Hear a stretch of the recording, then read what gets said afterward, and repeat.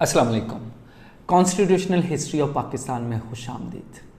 हमारा आज का मौजू है amendment in constitution of Pakistan.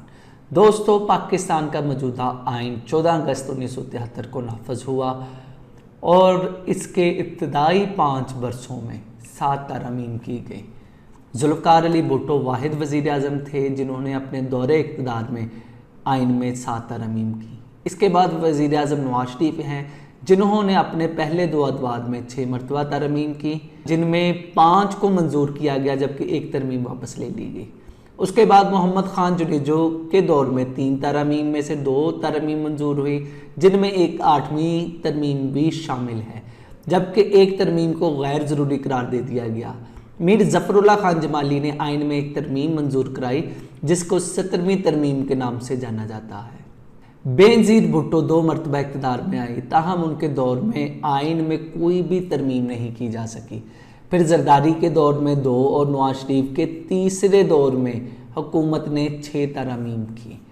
तो आइए दोस्तों, अब हम जानते हैं कि पाकिस्तान के आइन में कितनी तरमीम हो चुकी हैं। इसके जो अहम पॉइंट्स हर तरमीम के देखेंगे। फ़िलहाल पाकिस्तान के आइन में 25 तरमीम हो चुकी हैं। तो इन तरमीम में जो सबसे पहली तरमीम जो हुई है वो जुल्फ़िकार अली भुट्टो के दौर में 1974 में हुई है।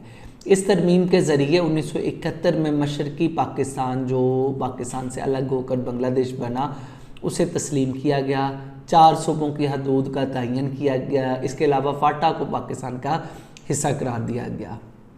फिर दूसरी तरमीम कुछ माह बाद हुई जिसमें मुसलमान की पहली दफ़ा तारीफ़ की गई और कादियानियों को गैर मुस्लिम करार दिया गया। इसे तफसीलन Islamic provision of the constitution of Pakistan में डिस्कस कर चुके हैं। तीसरी तरमीम जो कि फरवरी 1975 में हुई, जिसके बाद सदर की तरफ से हंगामी हालात के नफाज की मियाद को बढ़ाकर गैर मुअय्यना मुद्दत तक के लिए वसी कर दिया गया। यानी सदर के पास इख्तियार है कि वो एमरजेंसी लगाए और उसे गैर मुअय्यना मुद्दत तक एमरजेंसी को डिक्लेयर किए रख सकता है। जबकि इस तरमीम के ज़रिए हिरासत में लिए गए अफराद के हकूक़ को कम करके हुकूमत के इख्तियारात को बढ़ा दिया गया, यानी जो फंडामेंटल राइट्स हैं उनमें कमी की गई।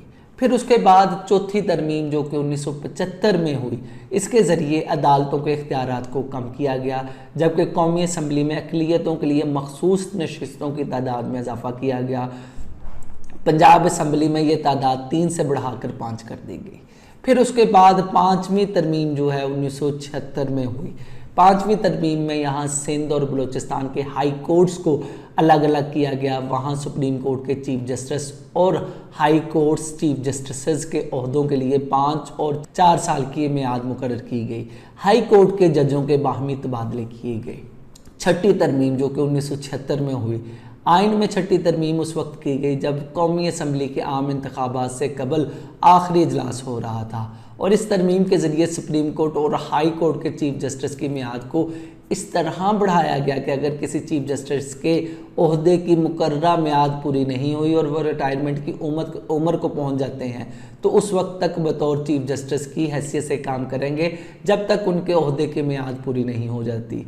इस तरमीम से चीफ जस्टिस याकूब अली ख़ान को फ़ायदा हुआ, जो चीफ जस्टिस बने, जिनको चीफ जस्टिस बने लगभग 2 साल हुए थे और वो रिटायरमेंट की उम्र को पहुंच गए।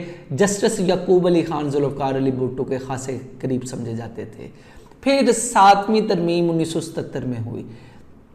7वीं तरमीम के ज़रिए वज़ीर आज़म को ये सहूलत मिल गई कि अगर किसी मरहले पर वज़ीर आज़म को एतमाद का वोट लेने की ज़रूरत है तो वो इस मकसद के लिए रेफरेंडम के ज़रिए अवाम से रजू कर सकते हैं।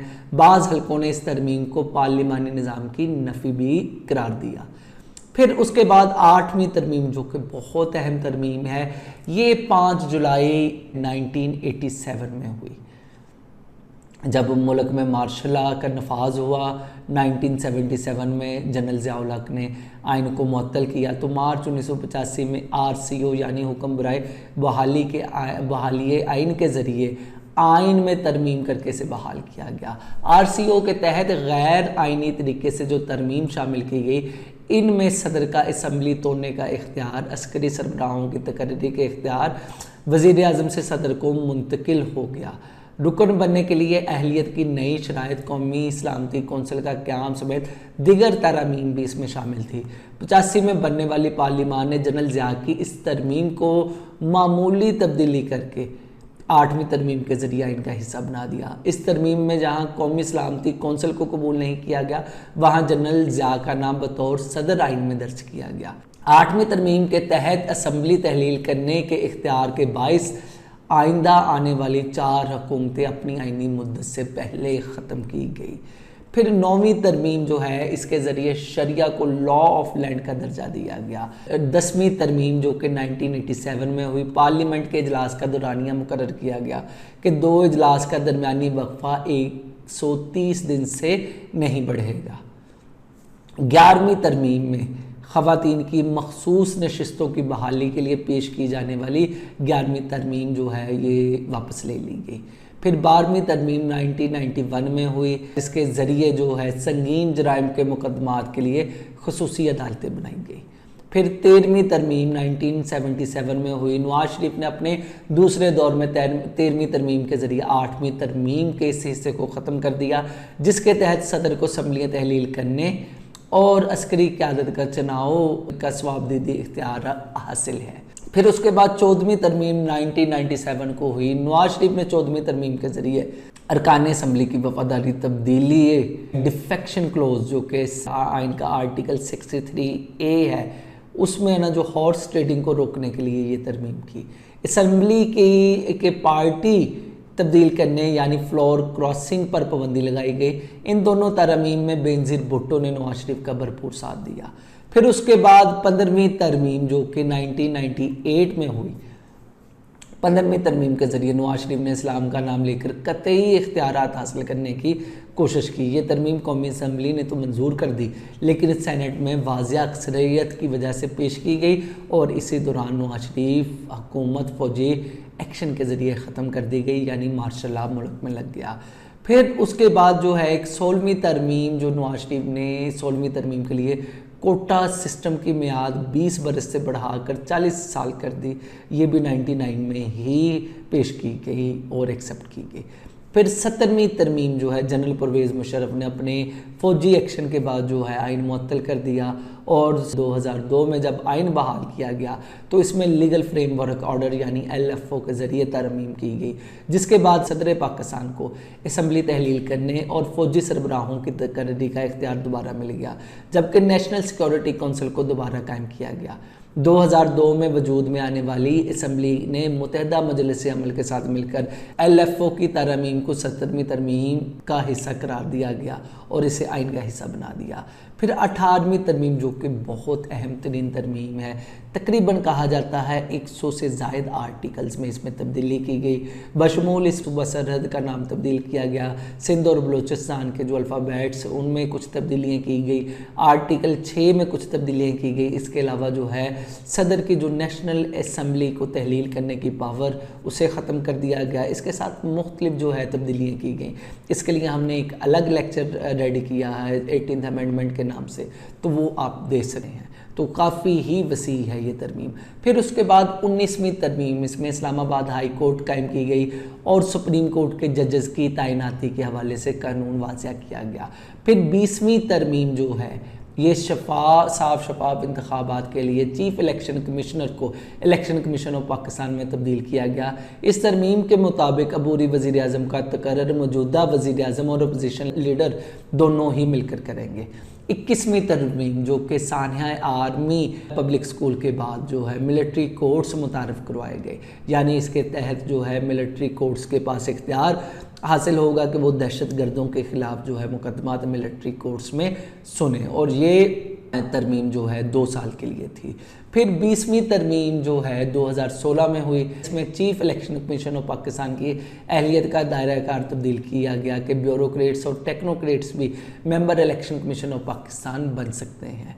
फिर उसके बाद 23वीं तरमीम जो है ये साल 2015 में जो 21वीं तरमीम में 2 साल के लिए मिलिट्री कोर्ट्स बनाए गए थे, 2 साल का दौरानिया 6 जनवरी 2017 को ख़त्म हो गया। इस 23वीं तरमीम में मिलिट्री कोर्ट्स के दौरानिया को मज़ीद 2 साल के लिए यानी 6 जनवरी 2019 तक के लिए बढ़ा दिया गया। फिर 24वीं तरमीम जो है 2017 में हुई, इसमें मरदमशुमारी के नताइज की बुनियाद पर हल्का बंदियों को दोबारा तश्कील दिया गया और कौमी असम्बली की 342 सीटों को कम करके 336 कर दिया गया। फिर उसके बाद 25वीं और आखिरी तरमीम जो है आइन में हुई, इसमें फाटा को खैबर पख्तूनख्वा में मिलाने के लिए सदर ने 31 मई 2018 को दस्तखत किए और इस तरमीम के मुताबिक 2024 में फाटा की जो सेनेट की 8 सीटें हैं वो ख़त्म हो जाएंगी और यूँ फाटा को जो है वो खैबर पख्तूनख्वा का हिस्सा बना दिया गया। तो दोस्तों ये थी मुकम्मल 25 तरामीम जो कि आइन में की गई। दोस्तों इन तरामीम में बहुत सी तरमीम है जो कि कौमी मफादात के लिए की गई और बहुत सी तरमीम है जो कि अपने ज़ाती मफाद के लिए की गई। तो याद रखें कोई भी कौम जो है वो ज़ाती मफाद की बिना पर जो है तरक्की नहीं कर पाती। तो लिहाजा बतौर इस कौम के फ़र्द के होने की हैसियत से हमें उन तमाम तरमीम को सपोर्ट करना चाहिए जो कि वसी तर कौमी मफाद के लिए की गई और ऐसी तरमीम जिनमें पर्सनल इंटरेस्ट शामिल हो तो उसकी हमेशा मुखालफत करनी चाहिए।